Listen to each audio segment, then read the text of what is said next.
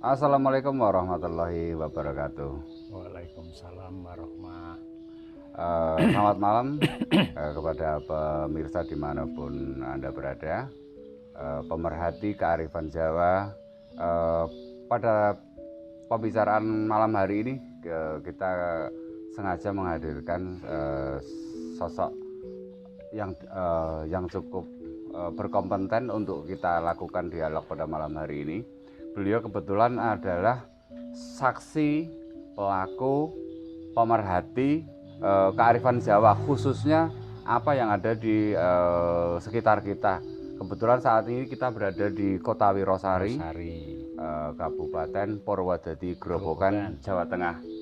Jadi malam ini kita sengaja secara khusus menghadirkan beliau, Mbah Yatno, yang akan kita coba untuk buka memori beliau, untuk bercerita, berbagi kisah kepada kita tentang kearifan Jawa khususnya yang ada di sekitar Wirosari.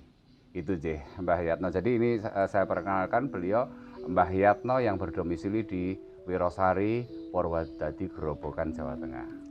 Iya. Selamat malam Mbah Yatno. Selamat malam.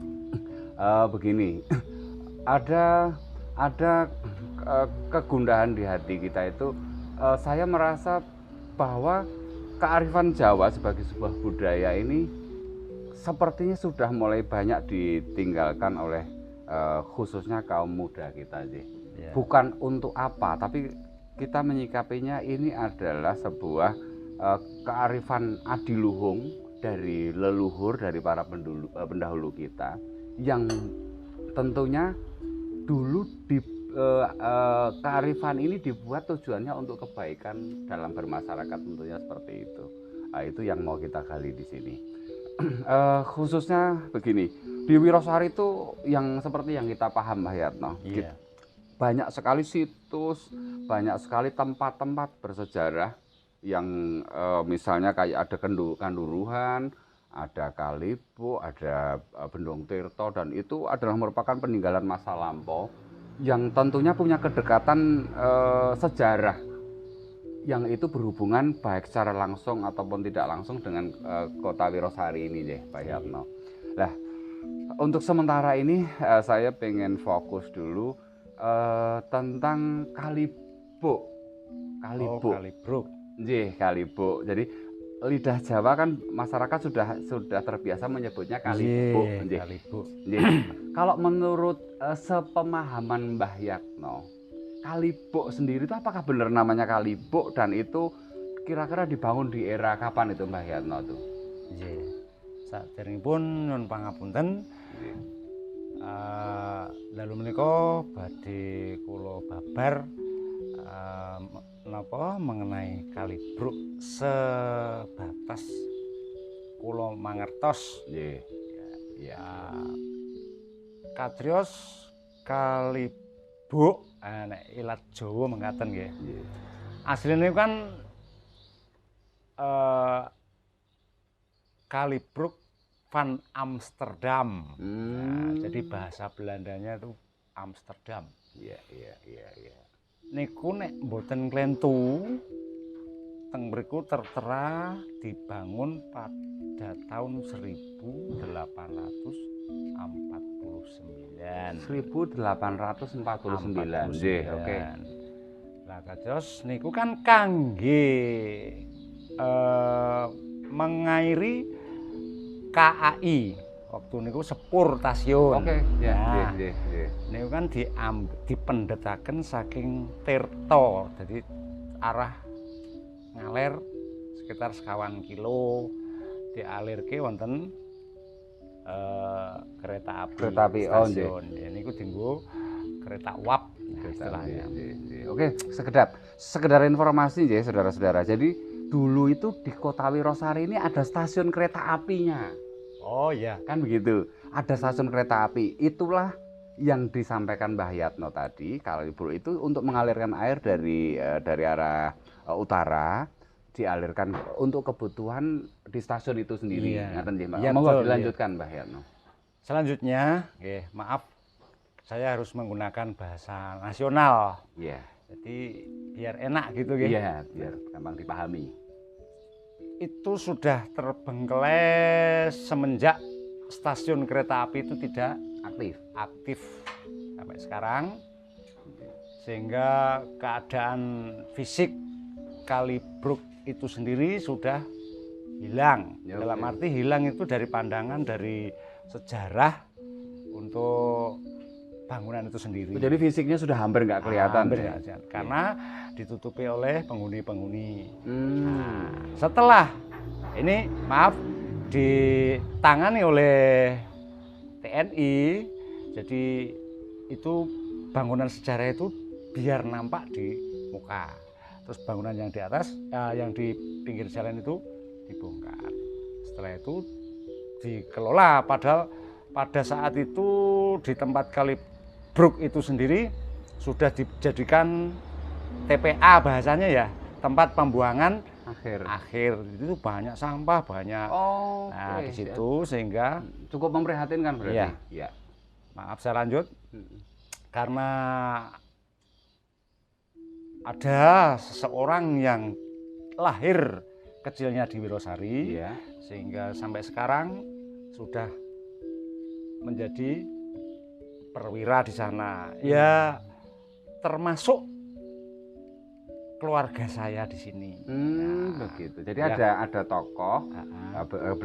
Kebetulan beliau adalah seorang petinggi di salah satu angkatan kita dari Wirosari yang peduli. Iya. Itu. Oke. Terus lanjut, Mbah. Selanjutnya terus ditangani, dibersihkan oleh beliaunya, memo beliau ke bawah, terus dibersihkan, terus dibentuk sedemikian hingga mungkin besok atau kapan bisa kita lihat kondisinya. Selanjutnya setelah kita cerita tadi, ada hal-hal yang di luar nalar kita. Ini di situs Kalibruk itu sendiri banyak mengandung atau ada peninggalan ya, sebentuk guci ya. Ini langsung aja karena sebentuk sejarah yang sepanjang Kalibruk sampai ke barat itu, sampai ke Wirosari bagian barat itu banyak harta karun yang sudah jadi, maksudnya seperti kepingan cincin, kepingan kalung, itu banyak dicari dan ditemukan memang benar-benar emas. Oke, itu menarik itu. Itu gimana itu, Mbak? Selanjutnya ini yang kembali ke Kalibruk lagi. Siap ya. Di satu hari ada orang biasa atau orang kampung yang warga sekitar sekitar jam 12 siang itu kan dia cari pasir. Nah, di sungai di bawah Kalibruk itu ya. Di lidahnya. Di lidahnya. Oke, siap. Agak ke sana kan ada jalur jalan raya itu kan. Di bawah jembatan yang lama itu dia melihat sinar yang sangat menyilaukan. Ternyata dihampiri, ternyata adalah sebuah guci. Ya, kalau nggak salah gedenya segini ini. Nah, segini. Kan ada tutupnya. Guci tertutup. Setelah dibawa pulang. Sempat diambil, bawa pulang. Terus dia penasaran, di rumah dibuka ini tutupnya. Di dalamnya ada perhiasan. Perhiasan itu kalau nggak salah perhiasan putri karena ada cunduk, ada dari bahan emas. Emas. Iya, emas murni. Ini pernah dicontohkan ya nek nonggone Wirosari itu dikirkan. Ternyata di sini ada toko emas yang terkenal. Toko emas di Wirosari. Cunduknya diambil cunduk satu, dibawa ke toko. Ditutup lagi, dibawa ke toko. Yang penjual emas itu atau toko emas itu takut. Ini bukan barang sembarang. Jadi ini peninggalan sejarah, entah itu kerajaan mana, karena di sungai. Mungkin karena ngelihat bentuknya ya. Bentuk cundik, kalau pada masa itu kan cundik. Nah, cundik. Ternyata emas murni. Jadi intinya terus seandainya dia berani beli, itu nilainya mahal. Dan karena terbuat dari emas murni itu tadi. Cukup cerita. toko emas enggak mau Nerima, beli, nggak enggak mau mau beli, walaupun dibeli, cuman dia pertimbangannya itu benda sejarah kan gitu Iya, aja. oke. Terus dikembalikan, enggak berani saya. Akhirnya dikembalikan oleh orang itu di tempatnya. Terus itu kembali. Kan dapatnya jam 12 siang. Oke, ya. Sore dikirkan di toko Toko emas, emas. benar-benar emas murni. Iya, Nah, iya, iya. setelah itu malamnya ini mungkin ilustrasi atau apa saya enggak tahu ya. Orang yang mengambil menemukan ini tadi, ya. orangnya kan orang biasa, orang kampung. Jadi dikasih pepeling atau apa ya, kalau orang Jawa mengatakan istilahnya walak. Barang kuwi nek ora mbok balekno, kuwi engko pitik sak petarangan tak jipuk. Itu basa Jawane orang. Pitik sak petarangan, oke. Dia terus termemori kok ngene, terus dikembalikan paginya. Atas dasar pertimbangan karena mendapat semacam bisikan Ya, tadi ya. bisikan atau apa, bentuknya dia tuh takut lah. Kira-kira kalau arti harfiahnya ini andai kata diartikan akan, kalau ini diambil tumpes pitik sak petarangan, itu apakah bisa diartikan akan berbahaya bagi keluarga yang menemukan, Mbak? Kemungkinan bisa begitu, atau memang itu satu contoh si pembawa guci ini ada kepentingan terus diletakkan, sehingga satu contoh kamanungsan. Oh iya. Terus yang membawa kan otomatis mencari. Oh iya. Kan gitu logikanya Si begitu kan. pemiliknya. Nah, Oke. ternyata bersumpah kan, berarti yang membawa ini aslinya yang membawa guci ini Yang bersumpah. punya. Nah, kalau tidak dikembalikan akan saya istilahnya ultimate lah kan. Iya, Diancam. diancam. Ternyata yang diancam itu takut. Nah, tadi orang mbok balekke pitik sak petarangan tumpes. Oke, iya. Akhirnya yang menemukan itu Mengembalikan lagi barang itu ke situ. ke lokasi yang sama, Iya. dikembalikan ke sungai yang di bawah Tempatnya. Kalibu itu. Iya. Ya? Oke, iya. Terus ada peristiwa apa itu? Setelah dikembalikan, Iya. ternyata barang itu raib, musnah. Ditaruhnya di mana? Iya, Pak? di tempat air? enggak, ya kan di situ kan ada lereng kan. Oh iya, tepian tidak di sungainya. tengah, tidak Iya, di iya. tengah air enggak. Artinya tidak diambleskan, dimasukkan kan enggak? Ditaruh di tanah ya, gitu. pokoknya ditaruh biasa seperti ini. Terus tiba-tiba raib. Raib, setelah dia menceritakan aku mau nemu guci emas, Iya. neng aku wedi diancam gitu ya Oke, istilahnya. iya. Setelah dikembalikan, terus dicari oleh yang dikasih info tadi. Udah tidak ada. Udah nggak ada barangnya. Wujud gucinya udah nggak ada ya. Yang unik lagi setelah itu ada makhluk nyata loh ya. Makhluk nyata. Makhluk Di nyata, lokasi yang di sekitar lokasi di situ, nggih. Kalau nggak salah, istilahnya kalau nonggone Wirosari itu seliro. Seliro itu biawak kecil. Iya. Nggih. Tapi langka loh ya, kalau biawak normal kan gesit. Iya, iya. Nah, tapi itu enggak. Warnanya kalau orang mengatakan itu albino. Oh, albino tuh yang kalau orang itu yang ini, yang punya kelainan pigmen sehingga berwarna putih. Betul. Oh, berarti ini biawaknya ini berwarna putih. Putih. Terus Dan dia jalannya enggak seperti yang lain. Iya, Jadi iya. kalem masuk. Dicari ya enggak ada. Nanti kalau memang dia itu pas saatnya keluar, Iya. orang itu yang ditemui biasanya takut. Nah, itu iya. kalau Iya. kepercayaannya orang Jawa, Iya, kita iya. kembali ke Jawa kan. Iya. Entah itu makhluk jadi-jadian atau makhluk benar, karena di alam ini kan. Oh iya, ciptaan betul. Tuhan. Sama-sama kita tidak tahu soalnya. Iya. Iya. Jadi intinya di situs Kalibruk itu yang real yang saya lihat dan yang saya saksikan tentang tadi Iya. memang real dan tidak bisa di. Kalau begini Mbah Yatno, kalau sepengetahuan Mbah Yatno, terjadinya peristiwa seseorang warga yang menemukan guci beserta yang berisi perhiasan komplit, itu kira-kira terjadi sekitar tahun berapa itu Mbah Yatno? Seingatnya Mbah Yatno. Itu sekitar tahun 92 atau 93. Sekitar tahun itu ya, di era itu ya. Lah, kira-kira yang menemukan itu saat ini masih hidup enggak ini? Masih. Oh, masih hidup. Ada di Semarang sekarang. Oh, Jadi, ada di Semarang dan masih hidup. masih Jadi andai kata kita mau cross check ke beliau, mungkin mau menanyakan ini, pasti akan membenarkan cerita ini. Oh, ya? iya. Oh siap, nggih. jadi itu memang kenyataan ya. Nggih. Nah, terus kalau menurut begini Mbak, artinya dengan adanya peristiwa itu kan membuktikan dua hal. Hal pertama, dimungkinkan bahwa Kota Wirosari ini sebenarnya sudah sejak dahulu kala di situ sudah ada peradaban. Ya. Buktinya ditemukan guci yang berisi perhiasan lengkap. Ya. Sudah ada peradaban lama.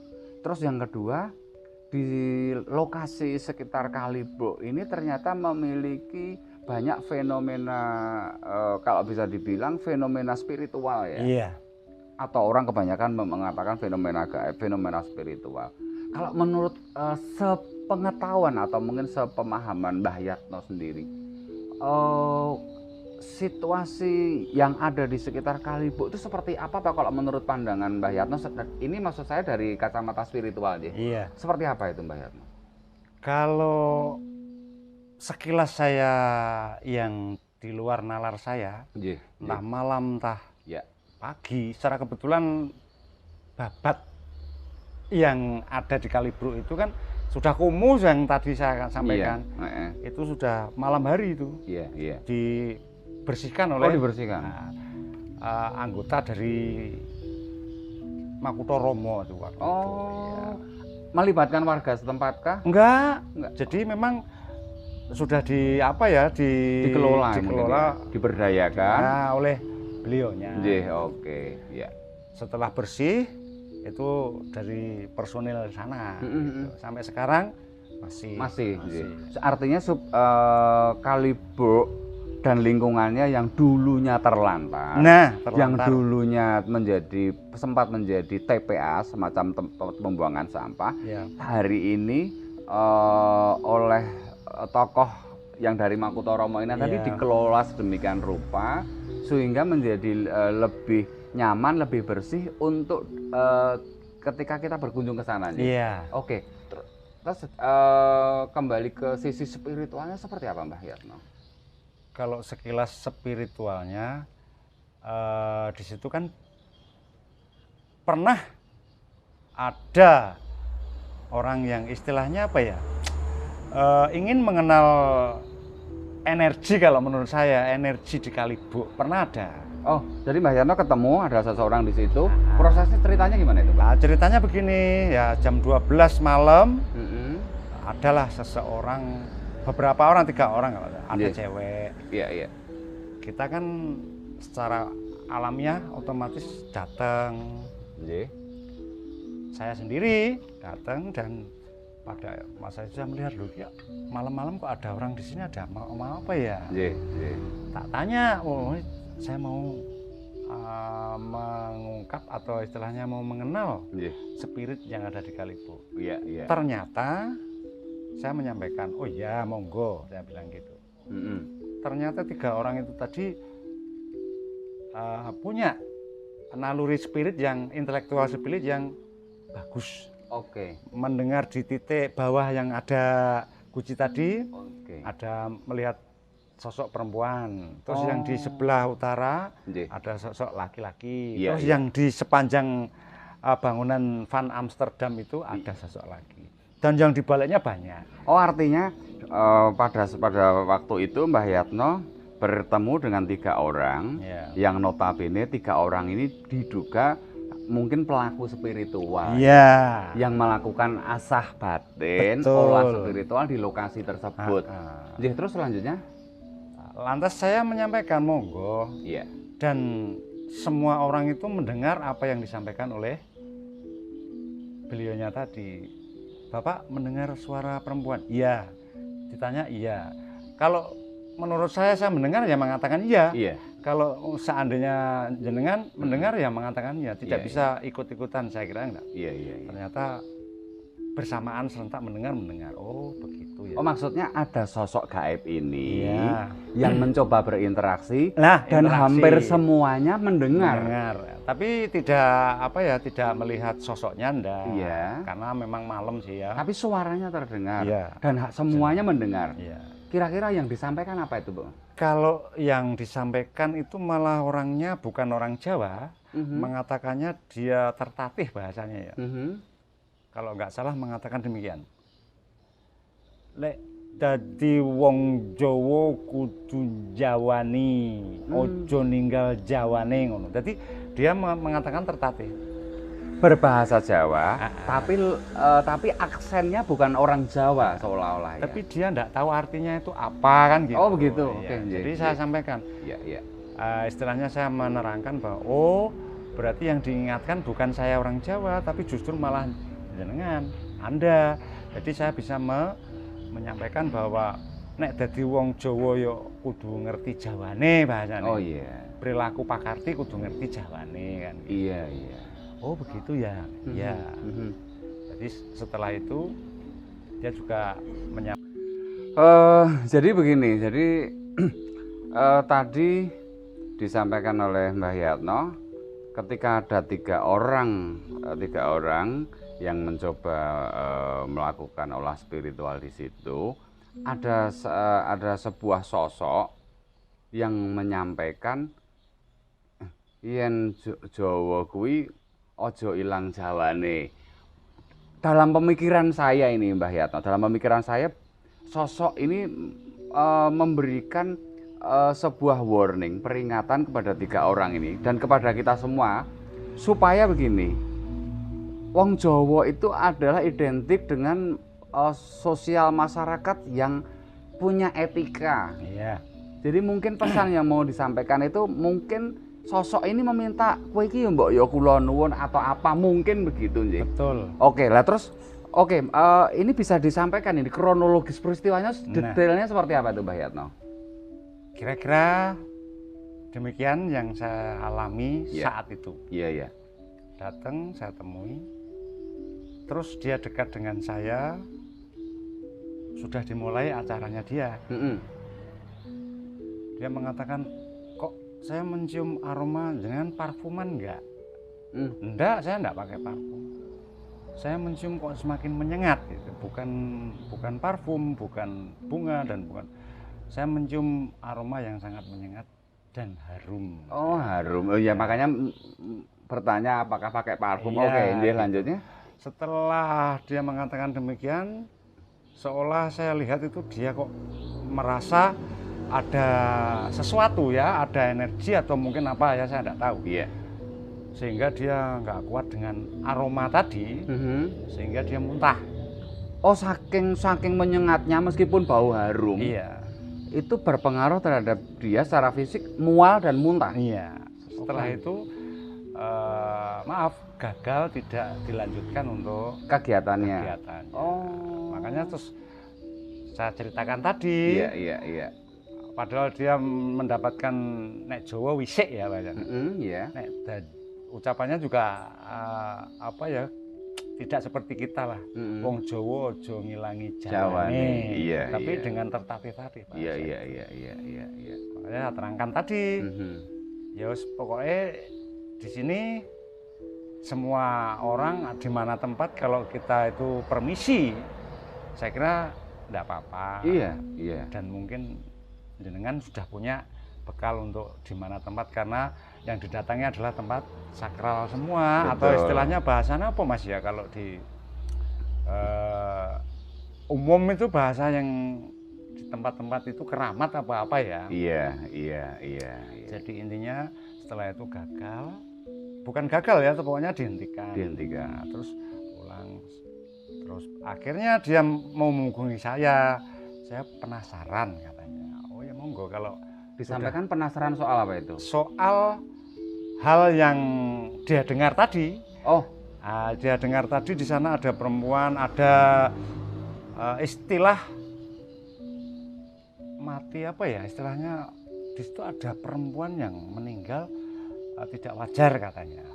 Jadi ada sosok gaib perempuan. perempuan Informasi yang secara gaib dia terima, perempuan ini meninggal karena sesuatu hal di situ. tidak wajar. Tidak wajar di Nah. situ. Terus Lanjut saya kan orang situ saya. iya iya. Orang sini kan. Iya, iya.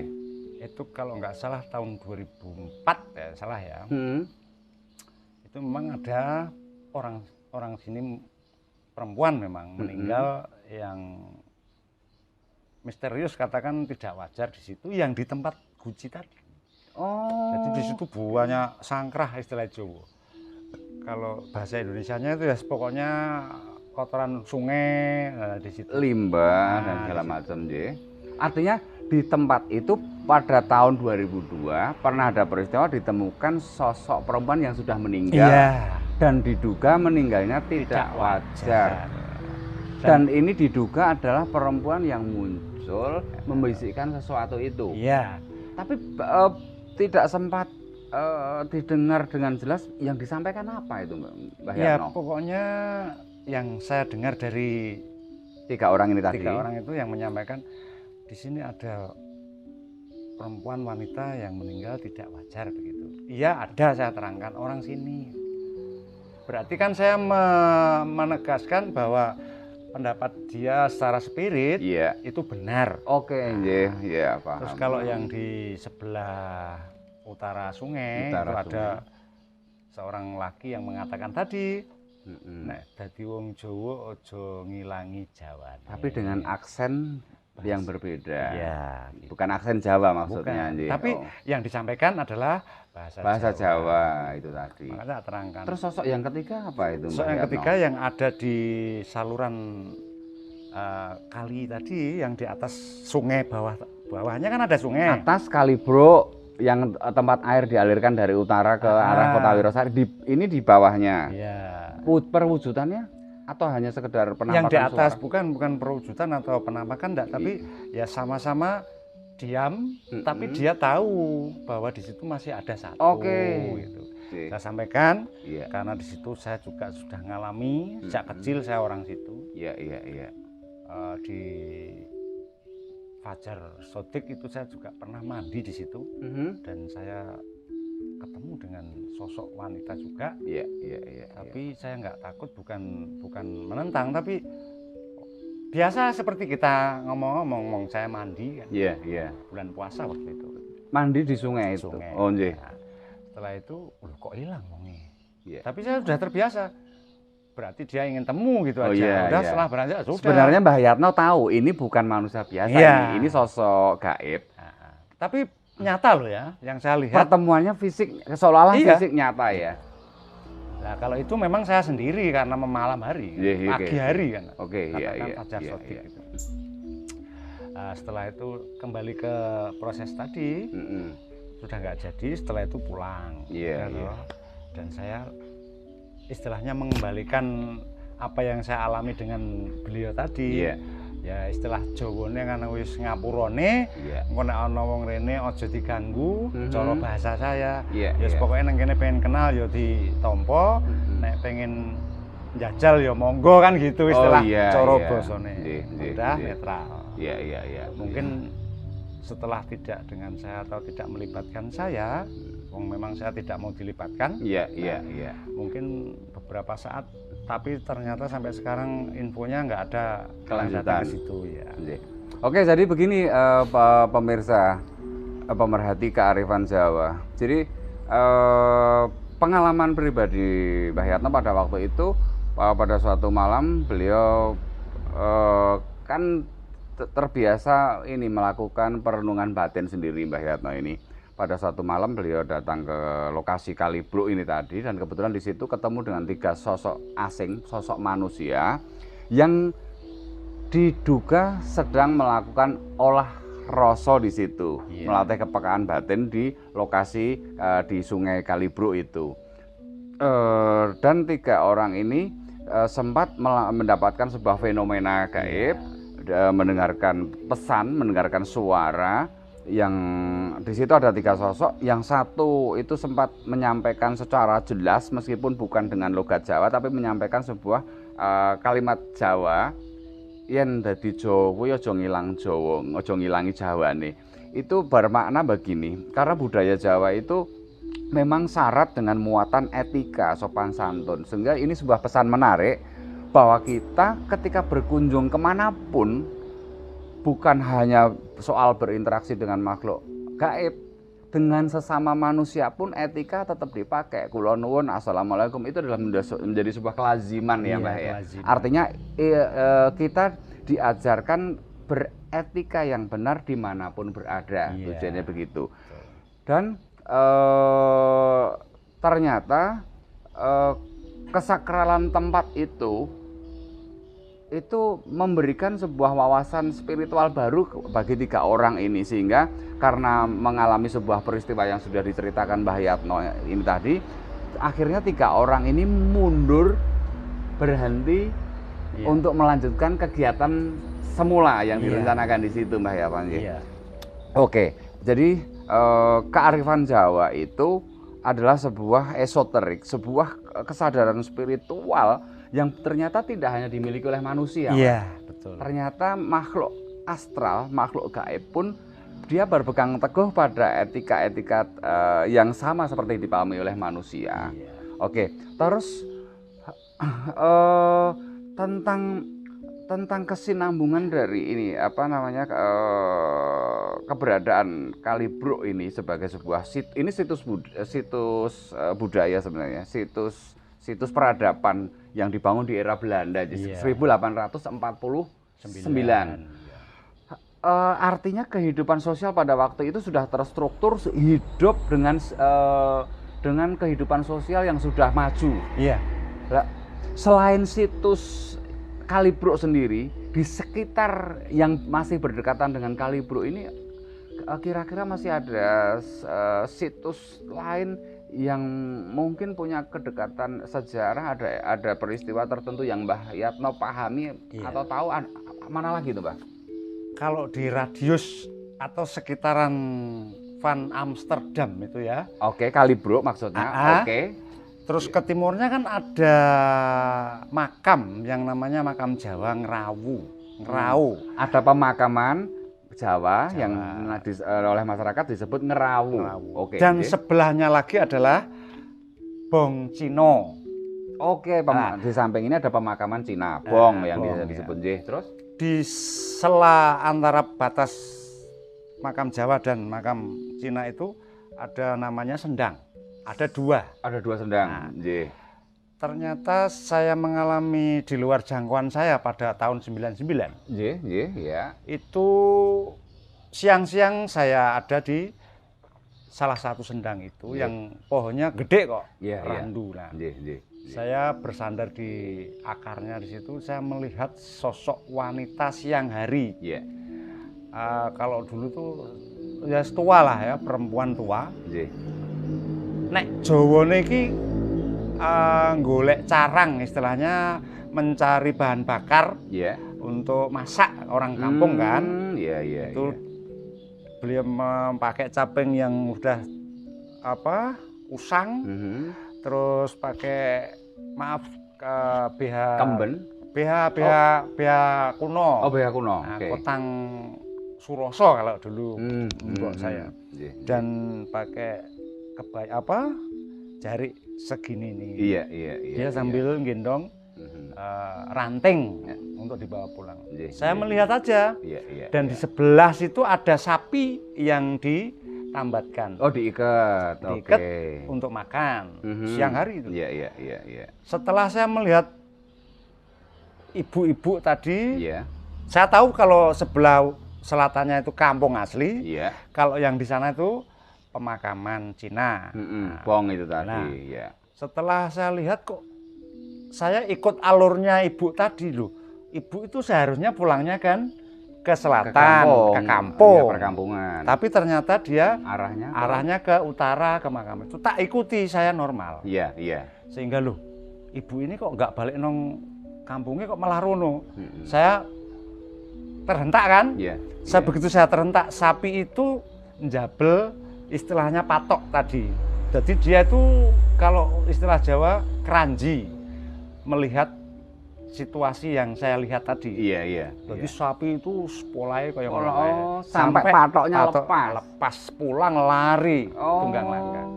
Saya juga melihat loh, ini kejadian apa? Saya sadar kalau ibu itu memang golek carang untuk masak, harusnya pulangnya ke perkampungan, ke arah perkampungan. Tapi ke sana ternyata di sendang yang satu ini saya lihat ada dapur bambu. Ternyata beliaunya masuk ke arah pemakaman. Kalau saya ngomong yang saya alamin, pasti istilahnya apa ya? Bulu kuduknya bulu kuduk ini semua lihat ini. Iya. Maaf semua. Iya. Ini karena saya mengalami siang hari. Siang hari itu kalau malam hari nanti beda. Oke. Saya lihat kok pulangnya ke situ ya. Iya. Setelah saya normal dalam arti pandangan saya tak lihat ada dapur bambu. Oh berarti tadi tanda alam sapi itu peka juga kan? Dia lari tunggang langgang sampai jabel patok tadi. Iya. Terus saya melihat ibu itu masuk ke situ. Saya pun tidak takut. Kok ngene kejadiannya? Iya. Itu dalam masa transisi, bahasanya mengalami hal yang di luar jangkauan saya. Oke, itu di radius Kalibo ya, sampai di sudut sendang di makam Bong Cino itu, sampai sekarang masih kalau mau datang monggo di sana. Oke. Jadi begini Mbah Yatno, saya sempat observasi di lingkungan masyarakat di sekitar Kalibro dan di lokasi pemakaman itu di dalam entah itu mitos, legenda atau faktanya seperti apa, saya sempat mendapatkan informasi dari masyarakat sekitar bahwa di situ ada sebuah situs atau makom atau apapun yang disebut itu makomnya Mbah Kendil Wesi. Oh iya. Jadi, kalau secara singkat sebenarnya keberadaan Mbah Kendil Wesi itu yang dipahami Mbah Yatno seperti apa toh ini, Mbah? Oh gini. Iya. Kalau sosok makam keramatnya Mbah Kendil Wesi itu kan istilahnya julukan ya. Iya. Itu yang asli itu kan prajurit yang dari Solo. Iya. Yang ditempatkan di Pati. Iya. Terus dia kan istilahnya harus nguri-uri ya istilahnya nenggone lingkupan yang kecil-kecil. Iya. Dia sampai dijuluki Kendil Wesi itu untuk ngopeni masyarakat sekitar. Pasukan. Oh, pasukannya. Itu hanya satu kendil itu bisa memenuhi kebutuhan makannya semua prajuritnya. Ini berarti di era kerajaan dulu di masa lampau ya. Masa lampau. Oke, jadi begini pemirsa. Selain Kalibro dengan romantisme spiritualnya yang dari situ, ternyata di samping Kalibro itu dalam radius hanya cuma berapa kilo ada sebuah makam, ada 2 sendang, dan di sebelahnya ada Bong Cina. Itu juga punya sebuah esoterik spiritual yang cukup kuat, termasuk salah satunya adalah sebuah situs atau makom yang oleh masyarakat sekitar di Wirosari disebut itu makam Mbah Kendil Wesi, yang mengisyaratkan bahwa kendil itu adalah tempat menanak nasi zaman dulu. Menurut versi yang disampaikan Mbah Yatno, di situ diduga atau dipercayai dulu pernah ada salah satu prajurit di era kerajaan kita di masa lampau yang dia membawa pasukan.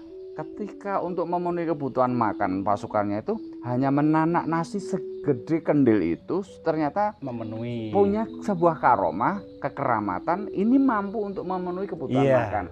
Oke, bagi masyarakat pemerhati kearifan Jawa, tunggu sesi berikutnya.